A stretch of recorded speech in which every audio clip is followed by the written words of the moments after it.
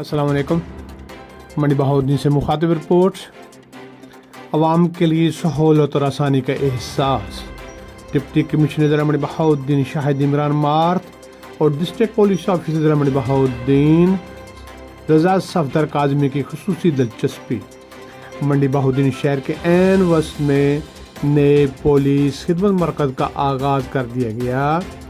नए खिदमत मरकज़ का क़याम होते ही अवाम-उन-नास को तमाम तर सहूलतें एक छत तले मुयस्सर आएंगी।